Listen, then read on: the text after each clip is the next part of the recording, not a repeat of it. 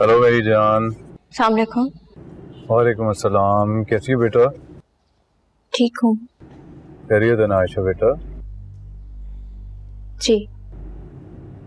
शुक्र है। और दरअसल जब भी तुम्हारा फोन आता है ना तो बेटा दिल खुशी से ऐसे धड़कता है जैसे खौफ के वक्त धड़कता हो। तुम्हारा गुनाहगार हो ना, इसलिए। मुझे आपसे एक बात करनी है। हाँ कहो बेटा। तुम ना मुझसे सोचे समझे बगैर बात किया करो। वो फोन पे बात नहीं कर सकती तो मिल लें अगर तो बेहतर हो जाएगा। अच्छा ठीक है, तो फिर तुम मुझे बता दो कहाँ आना है, मैं इसी वक्त आ जाता। मैं तो घर पर हूँ अभी। तो बेटा घर पे मैं कैसे? हम किसी कॉफी हाउस में मिल सकते हैं। नहीं बेटा, मैं अपनी बेटी से ये पार्क्स और कॉफी हाउसेस में नहीं मिलना चाहता। मुझे अच्छा नहीं लगेगा, और ना ही सच्ची बात है मैं तुम्हें इस वक्त रिक्शा में बैठने दूंगा। आई एम सॉरी, मैं घर का एड्रेस नहीं दे सकती। तो फिर मुझे उसकी कोई करीब तरीन जगह बता दो, मैं वहां आ जाता हूँ।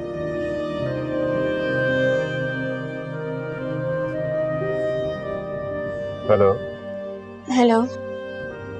देखो बेटा, मैं सड़कों पे आके खड़ा नहीं होऊंगा। आप परेशान ना हो। मुझे बगैर सोचे समझे जगह बता दो, मैं आ जाऊंगा। और सच्ची बात है मैं नहीं चाहता कि आप इस वक्त बसों और रिक्शों में धक्के खाओ। सारी जिंदगी इसी तरह सफर किया है मैंने। आ जाऊंगी मैं। बेटा मेरी रिक्वेस्ट है, बात मान लो प्लीज।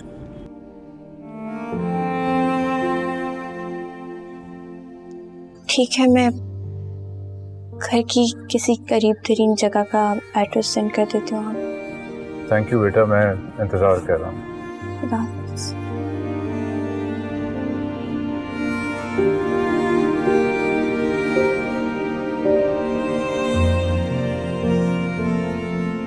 अम्मी, मैं अब्बू से मिलने जा रही हूँ, थोड़ी देर में घर आ जाऊंगी।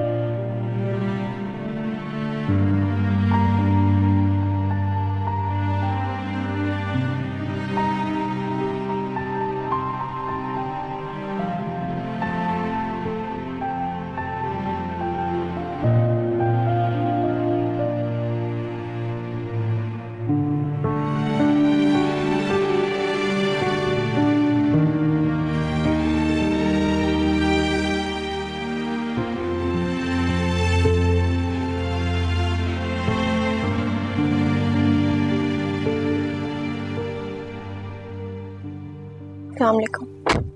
वालेकुम अस्सलाम। नहीं, कहीं जाने की ज़रूरत नहीं है, गाड़ी में ही बात कर लेते हैं। वैसे भी मुख्तसर सी बात करना। तुम्हारी बात के बाद मुझे भी अपनी एक बात करनी है तुमसे।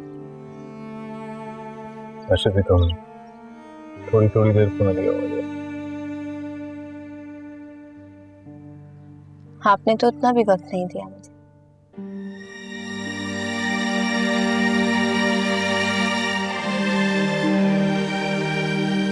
है, असल में अम्मी स्कूल से नहीं आई थी अभी तक, उन्हें बगैर बताए आई हूँ।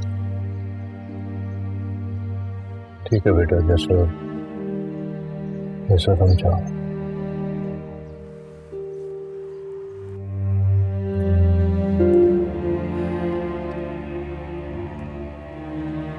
वो एक रिश्ता आया मेरे। अच्छा, कौन है? क्लास फेलो है मेरा, वही जिसको एनवलप दिया था आपने।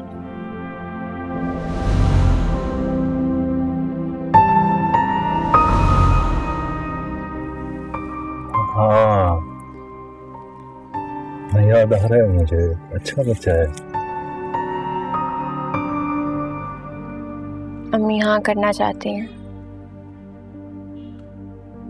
तो किसकी हाँ की जरूरत है? उन्हें पता है कि आप और अम्मी डिवोर्स्ड हैं।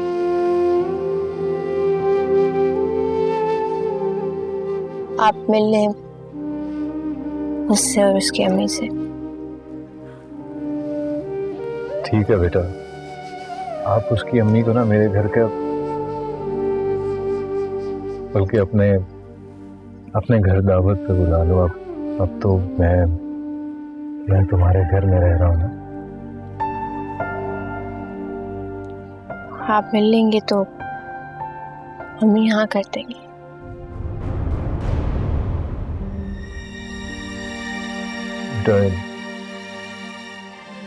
हेमंत को मेरा शुक्रिया क्या देना।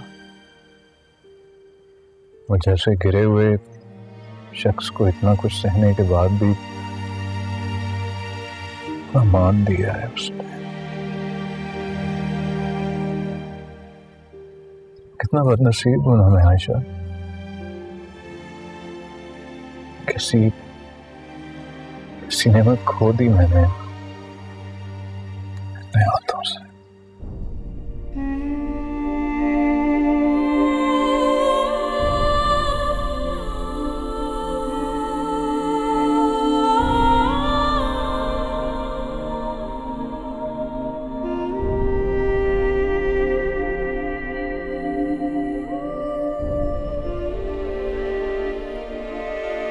उसकी अम्मी का नाम सीमा है।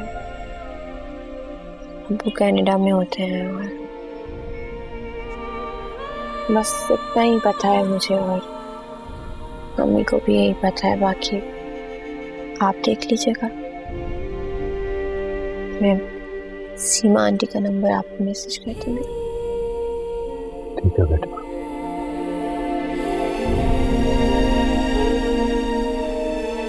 जीती रहो।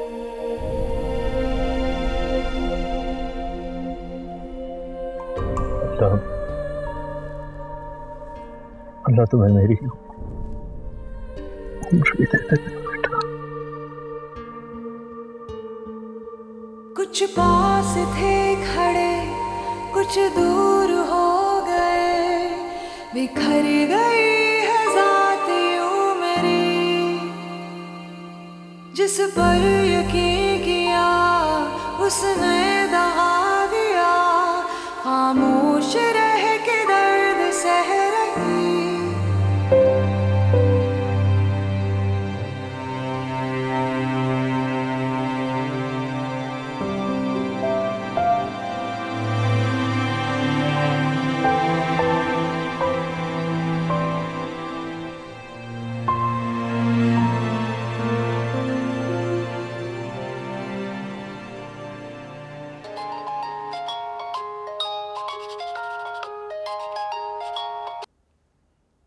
हेलो जी, अस्सलाम वालेकुम। मैं अवैस बात कर रहा हूँ, आयशा का फादर। आप सीमा साहिबा बात कर रही हैं? जी जी, अस्सलाम वालेकुम। मैं आपकी कॉल एक्सपेक्ट कर रही थी। आप ठीक हैं? जी अल्लाह का शुक्र है। मुझे पता चला है आप हमारे घर में खुशियाँ लेकर आई। अरे भाई साहब, मैं तो आपकी खुशियाँ मांगने गई थी। यकीन जानिए, लाखों में भी आपकी बेटी जैसी कोई नहीं। जी, तो अगर आपको मुनासिब लगे तो हमारे घर खाना खा लीजिए। बहुत इज्जत अफजाई होगी हमारी। ज़रूर, क्यों नहीं। आप जब कहें, जैसा कहें। जैसे आपको सहूलत हो आप बता दीजिए। मैं तो फारिग ही होती हूँ घर पर। आप जब कहेंगे हम हाजिर हो जाएंगे। बस इमरान के डैड जरा मुल्क से बाहर रहते हैं। जी, वो आयशा ने बताया था मुझे। तो फिर आप और इमरान कल आ जाइए हमारे घर। बिल्कुल श्योर, हम कल ही हाजिर होते हैं आपकी तरफ। ठीक है, मैं आपके नंबर पे घर का एड्रेस भेज दूंगा, तो कल फिर इंशाल्लाह हम लोग डिनर साथ करते हैं। इंशाल्लाह। जी, अल्लाह हाफिज। जी बहुत शुक्रिया, अल्लाह हाफिज। अल्लाह हाफिज। अस्सलाम वालेकुम। वालेकुम अस्सलाम।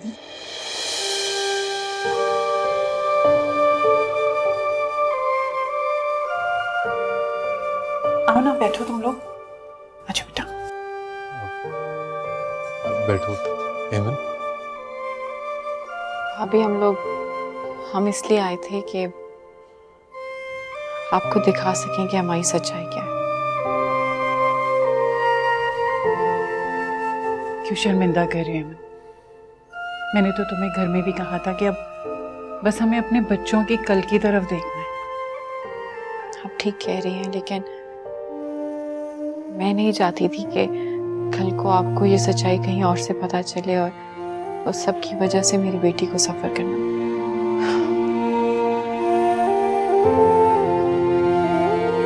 देखो सच तो मोहब्बत है, बाकी सब वाकयात हैं। और तुम दोनों के दरमियान जो आयशा का पुल है ना, वो तुम दोनों के रिश्ते को हमेशा जोड़ कर रखे। बस यही सच हम जानते हैं। चलो सब बातों को छोड़ो, आके बैठो।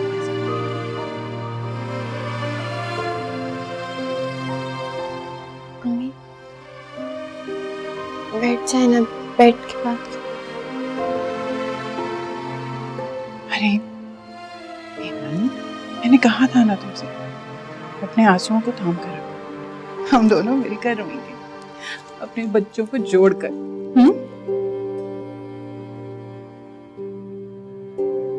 ये जो गलतियां होती हैं ना, ये टूटे हुए बर्तनों की तरह होती हैं। इन्हें बाहर फेंक देना चाहिए। चलो बेटा। आप प्लीज वापसी पे आयशा को छोड़ दीजिए। कहाँ जा रही है?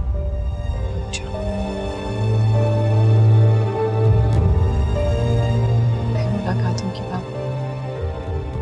अपना ख्याल रखना इमरान।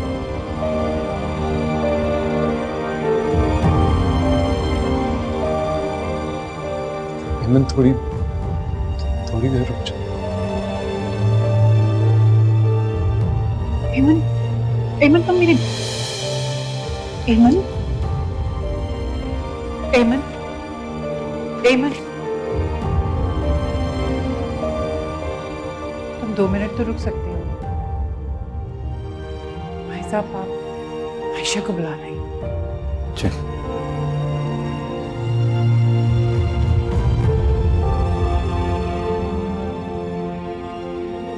आयशा, बेटा तुम्हारी अम्मी बुला रही है।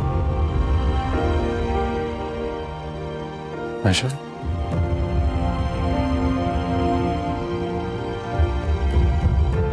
बेटा अपने बाप को माफ कर दो।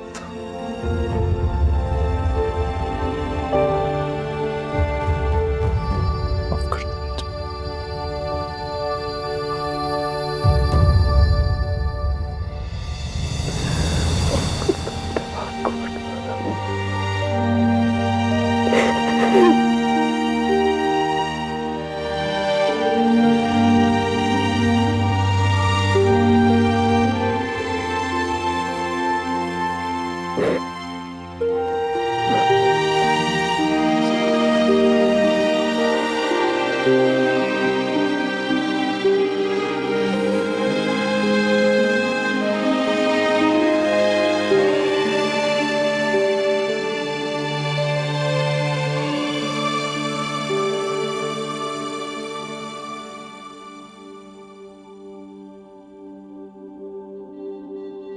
इतना खुशी का और मुबारक मौका तो मुझे मिलेगा ही नहीं कि इस खुशी को मुकम्मल किया जाए। ये मेरी मंगनी की अंगूठी और आयशा मेरी और मेरे बेटे की खुशी है। इसकी हकदार है आयशा। पहना दो बेटा।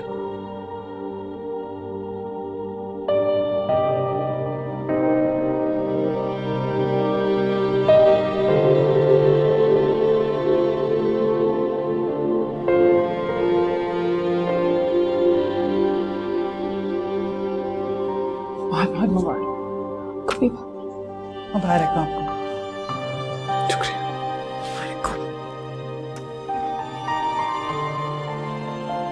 आयशा, तुम्हें तुम्हारे अब्बू घर छोड़ देंगे? नहीं, मैं आपके साथ जाऊंगी अम्मी।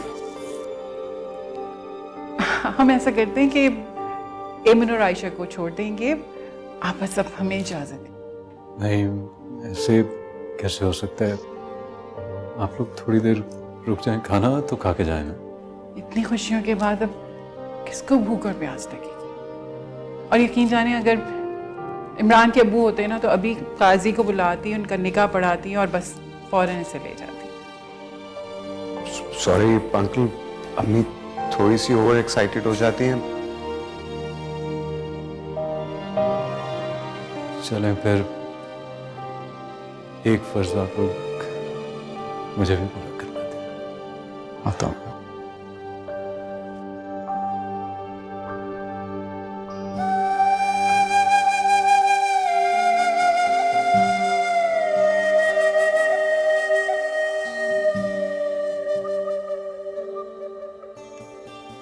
इस घर पर तुम्हारा ही हक है बेटा। अपने बाप को ये फर्ज तो पूरा करने दो।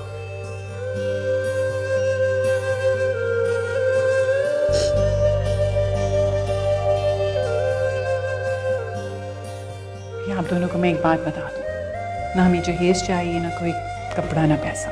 अगर एक सुई भी देंगे ना तो वो वापस कर दूंगी। और ये घर जो है ना, ये हमेशा आयशा का ही रहेगा। आपसे यही तवक्को थी हमें, लेकिन हमें हमारी खुशी तो मनाने देना।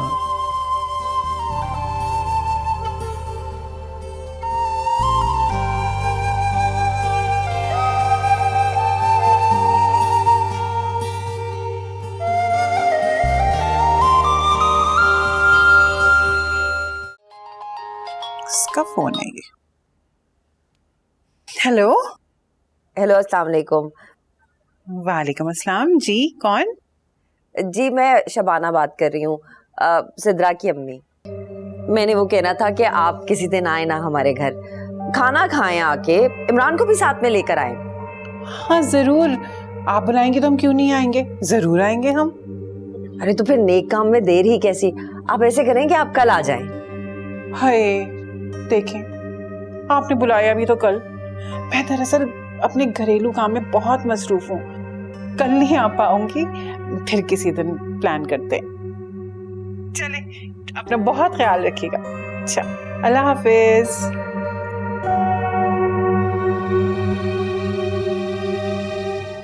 पूरी दुनिया जानती है बहन कि 20 साल पहले एमन घर से एक लड़के के साथ भाग गई थी। जी? मेरे साथ गई थी अपनी शादी के दिन पार्लर, वहीं से भागी थी। फिर आ गई वो उठा के वापस घर, और 9 महीने के बाद आयशा पैदा हो गई। पता नहीं निकाह हुआ था नहीं हुआ था उस लड़के के साथ, उसकी बच्ची जायज है कि नाजायज है। पूरा मोहल्ला गवाह है उस दिन का। हम तो घर के बाहर ताले लगा के बैठ गए थे। बाप बेचारा सदमे से मर गया, और माँ भी इसी जिल्लत की वजह से घुल घुल के मर गई।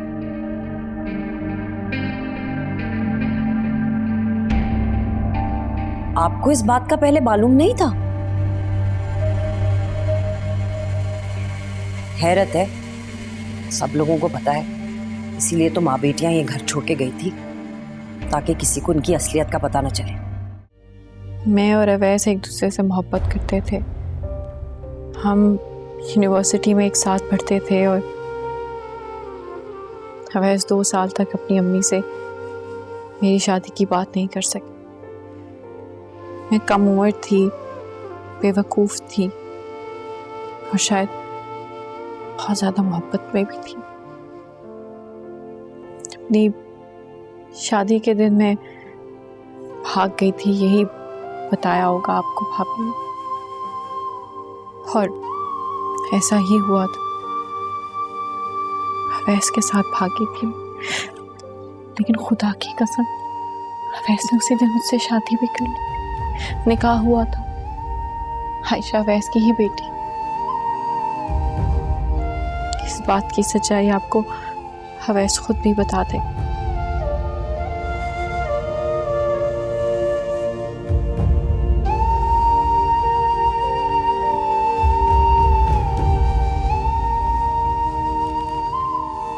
मैंने हर बात कई दफ़ा आपको खुलकर बताने की कोशिश की, लेकिन उस वक्त हमारी शराफत ही आपके लिए सब कुछ थी। और अब वही शराफत किसी खाते में ही नहीं। एमन,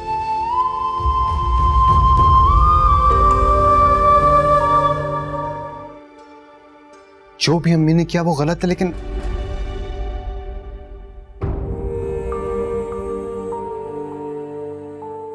ये अमानत आंटी को वापस कर दे।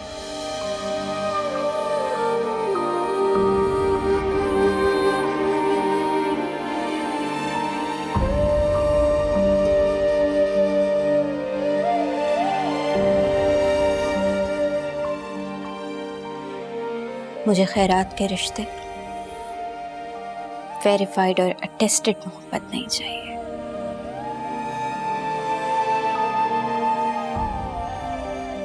एतमाद और एतबार को दोनों चीजों को अप्रूवल की जरूरत नहीं पड़ती। मैं ये मंगनी खुद खत्म करती हूँ।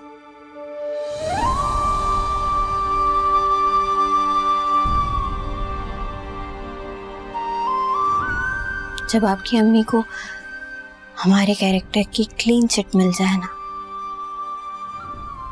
जो कि कभी मिलने नहीं वाली, फिर देख लेंगे।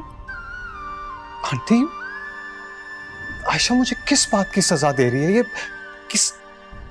आपकी अम्मी ने मेरी अम्मी को बुलाकर बाकायदा इल्जाम लगाया है, और इल्जाम को दोहराना इल्जाम लगाने के बराबर होता है। एक काम करें, आप लोग पहले ना हमारे गुनाह देख लें। हो सकता है हम इस काबिल ही ना हो कि आप जैसे इज्जतदार लोगों के साथ रह सके।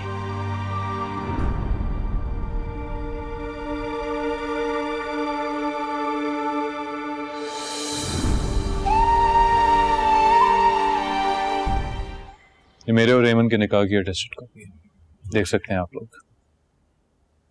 भाई साहब, आप तो हमें शर्मिंदा कर रहे हैं।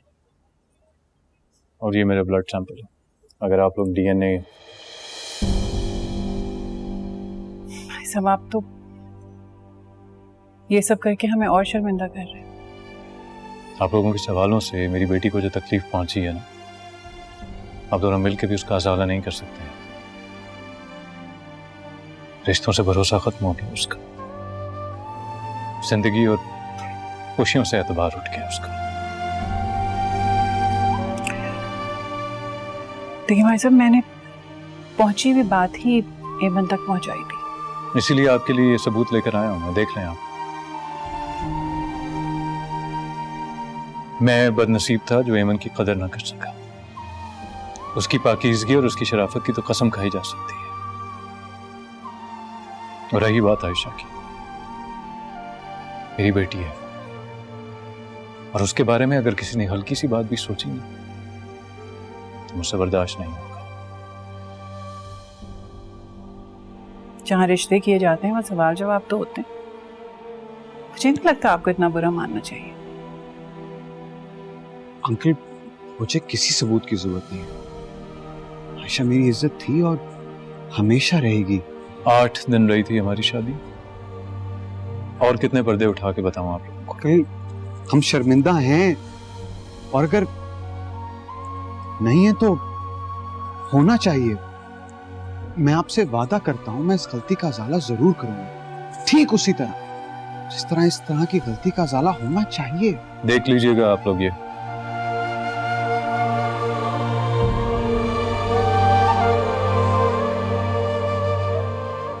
रिश्ते का सबूत है मम्मा। अब मोहब्बत का सबूत मत मांगिएगा, क्योंकि वो मेरे पास भी नहीं होगा।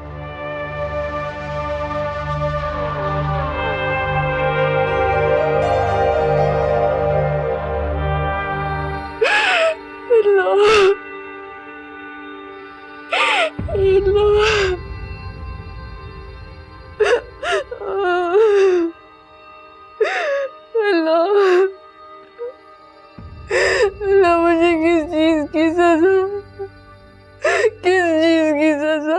मेरा क्या कसूर है? मैंने क्या किया? तू तो सब कर सकता है, तेरे हाथ में सब कुछ है। सारी इज्जतों के मामले तेरे हाथ में, तू कर सकता है, तू करेगा।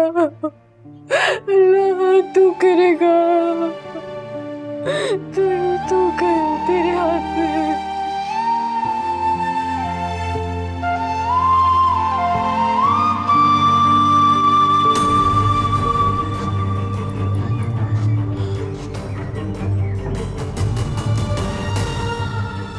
हेमन,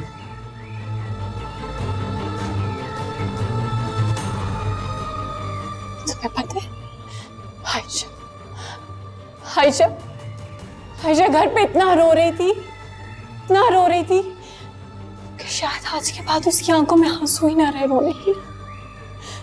तुम्हारी दी हुई बदनामियां और कीचड़ उस पे उछल उछल कर आ रहे। 7-8 दिन की बीवी की औलाद को